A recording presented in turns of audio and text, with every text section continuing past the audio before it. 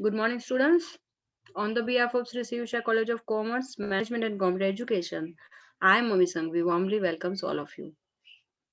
Your department is Commerce, class is Become Semester 3, subject is Cost Accounting 1. And as a reference book, we are using Sri B. Shah Prakashan's textbook. Let's start today's session. First of all, let's take a look at the syllabus. Syllabus copy દરેક માટે. આની અંદર આપણે introduction to cost accounting unit 1 આપણે start કર્યું હતું, જે declare કરું છું પૂરું. અને આજે આપણે સ્ટાર્ટ કરી રહ્યા છીએ reconciliation of cost and financial account unit 2. Third અને ફોર્થ યુનિટ આપણે કોર્સ પતી ગયો છે, એટલે આ લાસ્ટ યુનિટ છે આપણા સિલેબસનું. According to new syllabus, Unit 2, we are going to start today reconciliation of cost and financial statement. It's our day 25. First of all, introduction. તમારી ટેક્સ્ટબુક માં page number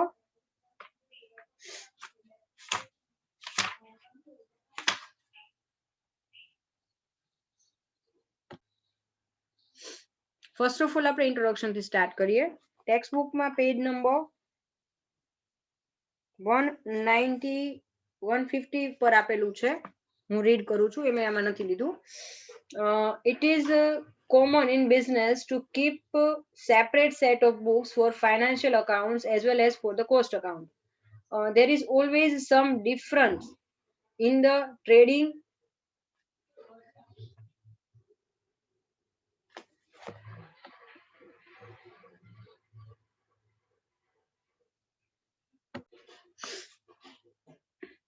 result shown by both sets of books as they are written for different purpose.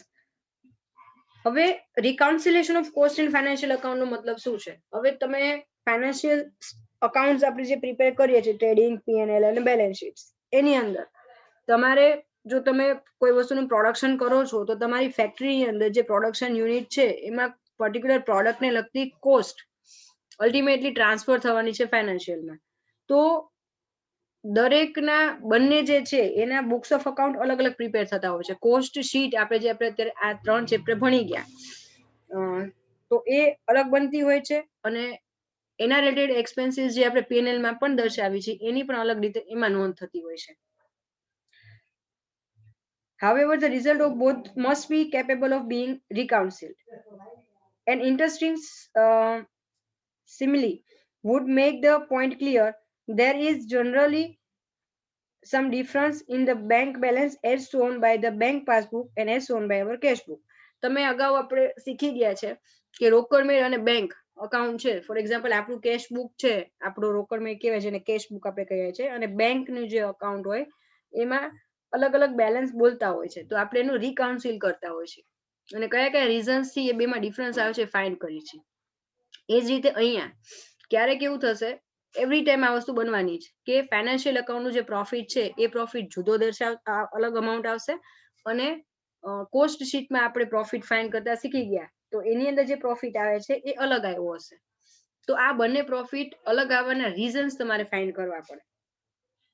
However, by preparing the bank reconciliation statement, one is able to reconcile the two balances. એટલે અહીંયા જે example આપ્યું છે bank રિકાઉન્સિલેશન statement, એટલે તમારું જે રોકડ મેળ છે કેશ બુક અને તમારું બેંક સ્ટેટમેન્ટ છે, એ બેમાં જે ડિફરન્સ આવે છે એ ડિફરન્સને તમારે ટેલી કરવા માટે તમે બેંક રિકાઉન્સિલેશન સ્ટેટમેન્ટ તમે બનાવો છો.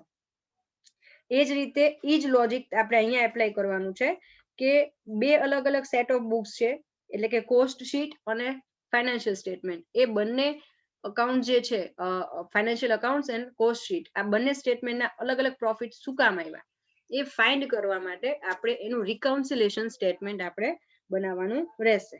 તો હવે ઇન્ટ્રોડક્શન હું કમ્પ્લીટ કરું છું. નેક્સ્ટ પોઈન્ટ છે રીઝન્સ ફોર ડિસએગ્રીમેન્ટ ઇન પ્રોફિટ. ડિસએગ્રીમેન્ટ એટલે બંનેનો પ્રોફિટ અલગ અલગ આવવાના કારણો. તો રીઝન્સ પહેલા જોઈ લઈએ. ફર્સ્ટ છે એ item shown in financial accounts only. કેટલાક એક્સપેન્સીસ એવા હોય છે કે જેને કોસ્ટ સાથે કાંઈ લેવા દેવા જ નથી હોતા, એના સાથે રિલેશન નથી, એટલા માટે એમાં દર્શાવશું નહીં આપણે. તો item shown only in financial accounts એની અંદર એવી વિગતો આવશે. શું આવશે? તો there are certain items which are shown in the financial accounts and not in the cost account. Cost અકાઉન્ટમાં નહીં હોય, માત્ર ફાઇનાન્સમાં હશે, એટલે P&L કે ટ્રેડિંગમાં. such items of the expenditure will reduce the financial profit for the year. હવે આ expenses તમે પીએનએલ માં કે ટ્રેડિંગમાં દેખાડ્યા છે, મતલબ જ્યારે પણ એક્સપેન્સ તમે દેખાડો છો તો ઈ પીએનએલ કે ટ્રેડિંગ એકાઉન્ટનો પ્રોફિટ એટલો ઘટશે. હવે એની ઇફેક્ટ તમે આપી નથી કોસ્ટમાં, એટલે ઈ કોસ્ટમાં એનો પ્રોફિટ નહીં ઘટે. વેર as any such items of income will increase the profit in financial accounts. અને જ્યારે આવી કોઈ ઇન્કમ છે, ખાલી એક્સપેન્સની વાત નથી થતી, ઇન્કમ એવી હોય છે કે જે તમે કોસ્ટ અકાઉન્ટ રિલેટેડ નથી હોતી, તો એના લીધે કોસ્ટમાં નહીં દેખાડો અને માત્ર ફાઇનાન્શિયલ સ્ટેટમેન્ટમાં એટલે કે પીએનએલ અને ટ્રેડિંગમાં દેખાડશું તો ઇન્કમથી પ્રોફિટ વધે છે, એક્સપેન્સથી પ્રોફિટ ઘટે છે. આ બંને ઇફેક્ટ ક્યાં આવશે? માત્ર ફાઇનાન્શિયલ અકાઉન્ટ્સમાં, કોસ્ટમાં આપણે કરતા નથી એટલે નહીં આવે. The main items include only in financial accounts are as follows. સૌથી પહેલું છે એપ્રોપ્રિએશન ઓફ પ્રોફિટ. આવા જે પ્રોફિટ્સ છે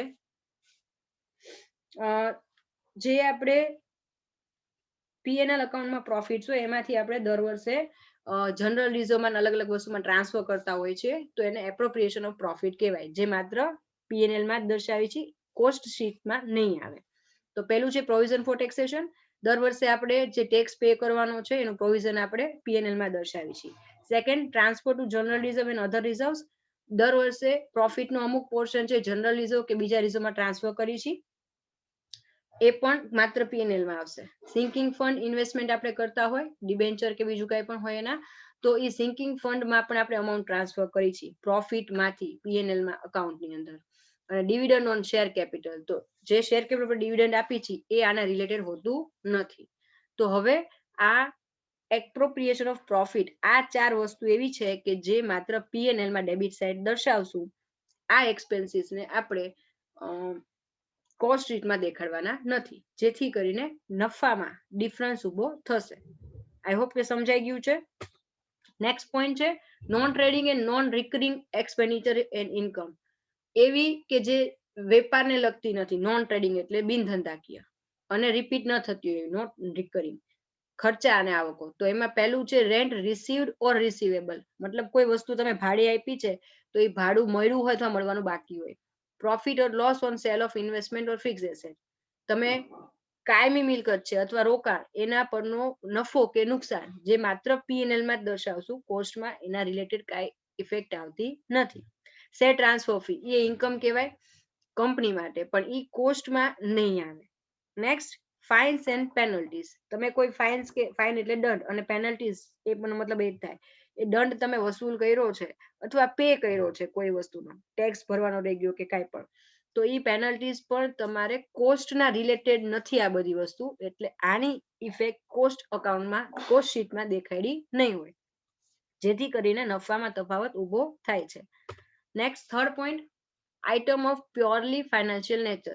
એવી વસ્તુ કે જે માત્ર ફાઇનાન્સને લગતી છે, ફેક્ટરી એટલે કે કોસ્ટને લગતી નથી. Interest on investment or on bank deposit, તમે બેંકમાં ડિપોઝિટ જમા કરાવી છે એના પરનું interest. Next, interest on debenture or on bank loan if interest on capital is not taken into consideration in cost account. તો એ વસ્તુ એમાં આવશે. ડિબેન્ચર કે બેંક લોન પરનું વ્યાજ કે જે કોસ્ટ અકાઉન્ટમાં ઇન્ક્લુડ ન કરવાનું હોય. ફોર્થ પોઈન્ટ છે intangible and fictitious assets written off. તો કોઈ પણ ગુડવિલ છે, પ્રીમિયરી એક્સપેન્સ છે, discount on issue of debenture છે, અંડરરાઇટિંગ કમિશન છે, બ્રોકરેજ છે, એ તમે રાઇટ ઓફ કરો છો તો એ અદ્રશ્ય મિલકત અથવા અવાસ્તવિક મિલકત કહેવાય, જે આપણે પીએનએલ અકાઉન્ટમાં ડેબિટ સાઇડ દેખાડી છે. બટ ઓબ્વિયસ છે આની ઇફેક્ટ છે એ કોસ્ટ અકાઉન્ટમાં આવે, કોસ્ટ શીટમાં આવતી નથી, જેથી કરીને પીએનએલ માં લોસ સોરી એક્સપેન્સ સાઇડ વધારે આવશે અને એના લીધે પ્રોફિટ ઓછો દેખાડશે. Second, B category, item shown only in cost account. હવે આપણે પહેલી કેટેગરી જોઈ એ માત્ર એવી હતી કે જેમાં માત્ર પીએનએલ માં જ ઇફેક્ટ આવતી હતી ઇન્કમ કે એક્સપેન્સની. હવે એવી વસ્તુ છે કે જે માત્ર કોસ્ટ શીટમાં જ દેખાડશું.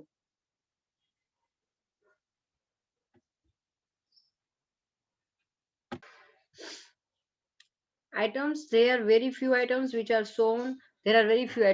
shown only in cost accounts only, but not in the financial accounts. All expenditure, whether paid or not, are recorded in financial accounts. બધા expenses normally finance માં દર્શાવતા જ હોય છે.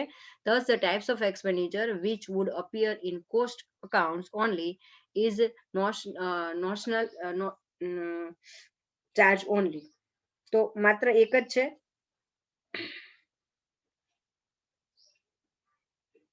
The following two items are example of items included in cost accounts only. First છે interest on capital. Sometimes interest on capital is charged in cost accounts. ક્યારેક આવું બને છે કે interest on capital છે એ cost account માં આપણે charge કરીએ છીએ.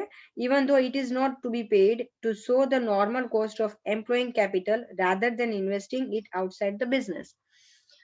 મતલબ કે એ નોર્મલ સિચ્યુએશનમાં નથી હોતી, પણ ક્યારેક સ્પેશિયલ કેસમાં આ વસ્તુ થાય છે.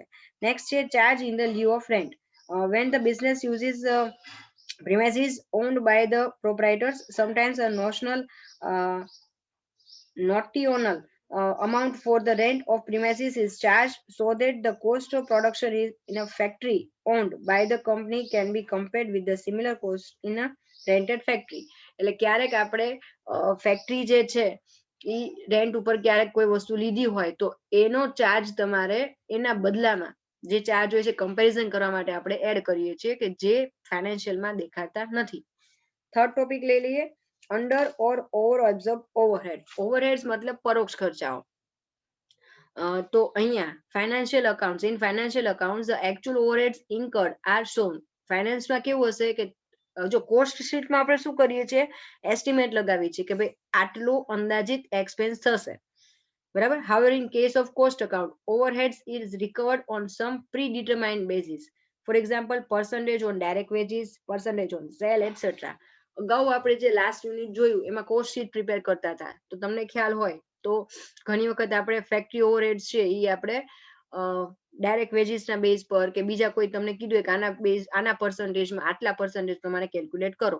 તો હંમેશા કોસ્ટ શીટની અંદર એસ્ટિમેટેડ જ્યારે બનાવતા હોય તો એ કોઈ પ્રીડિટરમાઇન્ડ બેઝિસના આધારે તમે એને કેલ્ક્યુલેટ કરતા હોય છો. જ્યારે ફાઇનાન્શિયલ સ્ટેટમેન્ટમાં ખરેખર એ એક્સપેન્સ થાય છે ને કેટલા રૂપિયા ચૂકવો છો ને એ અમાઉન્ટ જ એમાં વિથ ધ બિલ મૂકવાની હોય છે. ઓકે, તો under or over observation of overheads ની અંદર ક્યારેક એવું બનશે કે કોસ્ટ શીટમાં તમે ફોર એક્ઝામ્પલ ફેક્ટરી ઓવરહેડ દેખાડ્યા છે એ 5 લાખના છે અને ફાઇનાન્શિયલ અકાઉન્ટમાં એ તમે 3 લાખના દેખાડ્યા, તો ડિફરન્સ આવ્યો.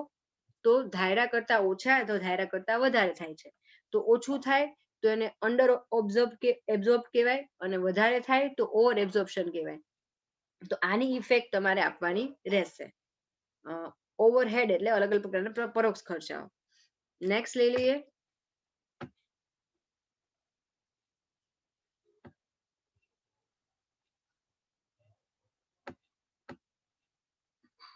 Different base of stock valuation. ક્યારેક એવું થાય કે આપણે ઓપનિંગ સ્ટોક અને ક્લોઝિંગ સ્ટોકનું વેલ્યુએશન છે એનો ડિફરન્ટ બેઝ હોય. પીએનએલ અકાઉન્ટ છે તો એમાં અલગ રીતે કેલ્ક્યુલેટ કર્યો હોય, ટ્રેડિંગ અકાઉન્ટ, પીએનએલ ટ્રેડિંગ અને પીએનએલ કમ્બાઈન વાત થાય છે, અને તમે કોસ્ટ શીટમાં અલગ કરીએ. તમને લોકોને ખ્યાલ હોય તો લાસ્ટ ચેપ્ટર આપણે જે લર્ન કર્યું એમાં જોયું હતું કે ભાઈ કોસ્ટ પ્લસ આટલી પ્રાઇસ છે, કોસ્ટ પ્લસ લેસ આટલી કરવાની, એટલે આપણે એનું કેલ્ક્યુલેશન અલગથી કરતા હતા.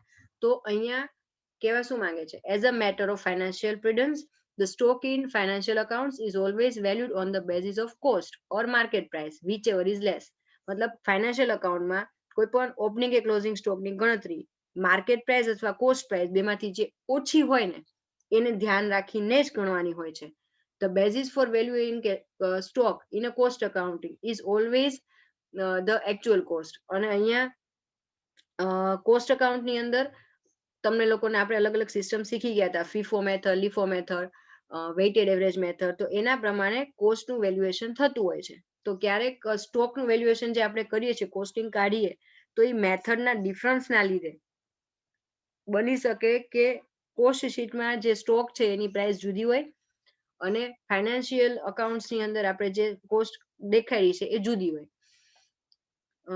Thus, in cost account, raw material will be valued on FIFO or LIFO or other accepted method or pricing issues.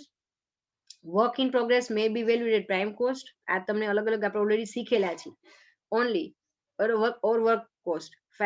Finished goods is generally valued on the basis of its cost of production. તો અહીંયા 3 પ્રકારના આપણી પાસે stock હોય છે, raw material, work in progress અને finish goods. તો એ ત્રણેયમાં અલગ અલગ મેથડથી વેલ્યુએશન થતું હોય છે. જ્યારે ફાઇનાન્શિયલ અકાઉન્ટમાં માત્ર આપણે જે ફિનિશ ગુડ્સનો સ્ટોક હોય છે એ જ દર્શાવતા હોય છે. તો the finish stock is valued on the basis of its work cost or factory cost in financial accounts. તો આ જે બે વચ્ચેનો ડિફરન્સ આવે છે એના લીધે ક્યારેક અમાઉન્ટ બંનેની જુદી આવે અને અલગ સ્ટોક તમે દેખાડશો તો બટ ઓબ્વિયસ છે એની ઇફેક્ટ ક્યાંક ને ક્યાંક પ્રોફિટ ઉપર પડવાની, જેથી કરીને બંનેનો પ્રોફિટ ડિફરન્ટ આવી શકે છે. આઈ હોપ કે તમને કોન્સેપ્ટ ક્લિયર થઈ ગયો હશે. હવે આપણે જે રિકન્સિલિયેશન સ્ટેટમેન્ટ બનાવવાનું છે એની પ્રોફોમાં તમને હું લખાવી દઉં છું. આ નોટ ડાઉન કરવાનું રહેશે તમારે.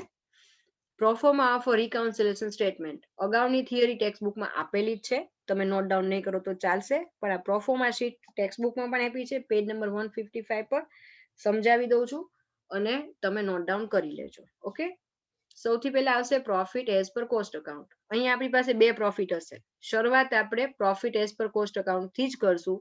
ઓકે, તો સૌથી પહેલા કોસ્ટ શીટનો પ્રોફિટ આપ્યો હશે એ તમારે અહીંયા મૂકી દેવાનો. એડ કરવાનું શું? તો ફર્સ્ટ કેટેગરી છે item not credited in cost account. એવી આઇટમ્સ કે જે કોસ્ટ અકાઉન્ટમાં ન દેખાડી હોય. તો for example share transfer fee છે, ઇન્ટરેસ્ટ ઓન ઇન્વેસ્ટમેન્ટ છે, મતલબ ઈ વસ્તુ એડ થશે. Okay, next item shown in cost account only. તો notional charge, rent charges of premises owned by company, એનું એક્ઝામ્પલ તમને નીચે આપી દીધું. એટલે એવા એક્સપેન્સીસ જે માત્ર કોસ્ટ અકાઉન્ટમાં જ દેખાડ્યા હોય. એટલે સૌથી પહેલા ઇન્કમ જે છે આ આઇટમ્સ નોટ ક્રેડિટેડ, ક્રેડિટ એટલે ઇન્કમ થઈ, એવી વિગત જે માત્ર P&L માં જ ઇન્કમ દેખાડી છે ઈ એડ કરશું. એવા ખર્ચા કે જે માત્ર કોસ્ટમાં દેખાડ્યા છે એ પણ આપણે એડ કરશું. એટલે બીજું હેડિંગ એનું છે. ત્રીજું છે overheads over absorb or over recovered in cost account. તો ઓવરહેડ છે ઈ તમે વધારે ઓબ્ઝર્વ કર્યા હોય અથવા ઓવર રિકવર્ડ, તમે રિકવર્ડ મતલબ કોસ્ટ P&L ની કમ્પેરિઝનમાં કોસ્ટમાં, ફોર એક્ઝામ્પલ તમને સમજાવું તો તમે ફેક્ટરી ઓવરહેડ તમે P&L માં 5 લાખ દેખાડ્યા છે અને કોસ્ટ અકાઉન્ટની અંદર તમે 7 લાખ દેખાડ્યા, તો કોસ્ટની અંદર વધારે એક્સપેન્સ થયા, તો જે 2 લાખનો ડિફરન્સ છે એ તમારે અહીંયા મૂકવાનો. ઓવર એબ્ઝોર્બ્ડ. કમ્પ્લીટ. લાસ્ટ આવે છે over valuation of opening stock of finish goods in cost account. આની સાથે સાથે એક પોઈન્ટ બુકમાં નથી પણ એડ કરી દેજો, આનું ઓપોઝિટ લેવાનું. પહેલા આ સમજી લો. Over valuation of opening stock of finish goods in cost account એટલે આપણે ફિનિશ ગુડ્સ નો ક્લોઝિંગ સ્ટોક આપણે જે લખી છે લાસ્ટમાં બિફોર સેલ્સ, બરાબર. તો એ જે છે ફિનિશ ગુડ નો સ્ટોક એ તમે કોસ્ટમાં વધારે દેખાડ્યો છે. ફોર એક્ઝામ્પલ કોસ્ટમાં અકાઉન્ટમાં દેખાડે છે 10 લાખ, એ જ ક્લોઝિંગ સ્ટોક આપણે ટ્રેડિંગ અકાઉન્ટની અંદર 8 લાખમાં દેખાડ્યો છે, તો 2 લાખ વધારે થયું. તો ઓપનિંગ સ્ટોક, સોરી ઓપનિંગ સ્ટોકની વાત છે અહીંયા. તો ઓપનિંગ સ્ટોક ટ્રેડિંગમાં ડેબિટ સાઈડ તમે 8 લાખ દેખાડ્યો છે અને આપણે કોસ્ટ શીટની અંદર ઓપનિંગ સ્ટોક પ્લસ કરી છે અને ક્લોઝિંગ સ્ટોક માઇનસ કરી છે, તો ઈ તમે 10 લાખ દેખાડ્યો છે. એટલે કોસ્ટમાં 10, ટ્રેડિંગમાં ડેબિટ સાઈડ ઓપનિંગ સ્ટોક 8 એટલે 2 લાખ વધારે છે, તો અહીંયા આપણે એડ કરશું. ફિફ્થ પોઈન્ટ નવો એડ કરી દેજો. ઓવર વેલ્યુએશન ને બદલે અંડર વેલ્યુએશન લખી નાખજો. Under valuation of closing stock of finish goods in cost account. મતલબ કે ઓપનિંગ સ્ટોક કોસ્ટમાં વધારે કર્યો હોય અને ક્લોઝિંગ સ્ટોક કોસ્ટમાં ઓછો કર્યો હોય, આ ઓટોમેટિક સમજી લેવાનું. ઓકે, આ 4 આઇટમ એક્ઝામ્પલ મૂકેલા છે જે આપણે આ જે પ્રોફિટ આવે એની અંદર આપણે એડ કરશું. ઓકે, નેક્સ્ટ લઈ લઈએ. હવે આ લખી નાખજો ખાસ, અને ફોર્મેટ ટેક્સ્ટ બુકમાં આપ્યું છે એમાંથી પણ તમે નોટ ડાઉન કરી શકો છો. નેક્સ્ટ આવે છે ડિડક્શન. શું બાદ કરવાનું? તો items not charge in cost account. એવા એક્સપેન્સીસ કે જે માત્ર P&L માં જ દેખાડ્યા હોય. એક્ઝામ્પલ આપ્યું છે income tax, loss on cell of investment છે અથવા ફિક્સ્ડ એસેટ છે. પ્રિલિમિનરી એક્સપેન્સ રાઇટ ઓફ કરો, મતલબ ઓલરેડી આ બધા હેડિંગ આપણે અગાઉ સમજી લીધા. આ 3 એક્ઝામ્પલ છે, આ 3 જ એવું નહીં, યાદ રાખજો, બરાબર. તો એવા એક્સપેન્સીસ જે માત્ર P&L માં જ કોસ્ટમાં P&L માં જ દેખાડ્યા, કોસ્ટમાં દેખાડ્યા નથી. તો ચાર્જ મતલબ એક્સપેન્સ થયો. કમ્પ્લીટ. પછી સેકન્ડ પોઈન્ટ છે overhead under recovered in cost account. તમે P&L માં ફેક્ટરી ઓવરહેડ મૂક્યા છે 50 લાખ, કોસ્ટ અકાઉન્ટમાં તમે દેખાડ્યા છે 48 લાખ. તો 2 લાખ ઓછા થયા. વધારે હોત તો આપણે એડના સેક્શનમાં મૂકે, ઓછા કર્યા હોય તો નીચે મૂકવાના. કમ્પ્લીટ. પછી over valuation of closing stock of finish goods, એટલે over valuation of closing stock of finish goods મતલબ તમે કોસ્ટ એકાઉન્ટમાં ક્લોઝિંગ સ્ટોક વધારે દેખાડ્યો હોય તો ડિડક્ટ કરવાનો, અને ઓપનિંગ સ્ટોક ઓછો દેખાડ્યો હોય તો એ ડિડક્ટ થશે. એટલે એ ઓટોમેટિક સમજી લેવાનું. આઈ હોપ કે તમને કોન્સેપ્ટ સમજાઈ ગયો હશે. આજે નેક્સ્ટ વિડીયોમાં હું તમારા પ્રેક્ટિકલ સમ સ્ટાર્ટ કરી દઈશ. હવે થશે શું, જે અગાઉ આપણે ફરી પાછું જોઈ લઈએ. Profit as per cost account અહીંયા લખવાનો, એમાં આટલી ડિટેલ્સ છે એનું અહીંયા એડ કરશું, અને પછી આટલી ડિટેલ્સ છે એની અમાઉન્ટ અહીંયા લેસ કરાવશું. તમારો સમ ટેલી થઈ જશે. યાદ રાખજો, ખબર પડી જશે કે તમારો આન્સર સાચો કે ખોટો. જો આ બધું પ્લસ માઇનસ કર્યા બાદ જે અહીંયા લાસ્ટ અમાઉન્ટ મળે ઈ અમાઉન્ટ સેમ હોય profit as per financial account, એટલે પીએનએલ એકાઉન્ટનો જે નફો છે ઈ આવી જાય. મતલબ કોસ્ટ એકાઉન્ટના કોસ્ટ શીટના નફાથી શરૂઆત કરી અને એન્ડિંગ કર્યું આપણે ફાઇનાન્શિયલ એકાઉન્ટના નફાથી, તો તમારો સમ સાચો. આઈ હોપ કે તમને કોન્સેપ્ટ સમજાઈ ગયો હશે. આ ચેપ્ટર લર્ન કરવા માટે સૌથી પહેલા તમારે કોસ્ટ નું જે આપણે અગાઉ ચેપ્ટર જોયું યુનિટ કોસ્ટિંગ યુનિટ 1 એ કમ્પ્લીટ આવડશે તો આ ચેપ્ટર સમજવામાં બહુ ઈઝી રહેશે, કારણ કે આમાં એ જ કોસ્ટ શીટ ને બધું રિપીટ બનાવવાનું આવશે. એટલે જો કદાચ ડાયરેક્ટ આ વિડીયો જોતા હોય તો અગાઉનું તમે રિફર કરી લેજો, અને દરેક અગાઉના કન્સેપ્ટ રિવાઇઝ થયેલા હોવા જોઈએ કે ફેક્ટરી કોસ્ટમાં શું આવે, ઓફિસ ઓવરહેડમાં શું આવે, પ્રાઇમ કોસ્ટ એટલે શું છે, ડાયરેક્ટ વેજીસ શું છે, આ બધા જ એક્સપેન્સિવ કન્સેપ્ટ છે એ તમને ક્લિયર હોવા જોઈએ. તો આજનું સેશન હવે હું કમ્પ્લીટ કરું છું. Have a great day ahead. Stay safe, stay at home.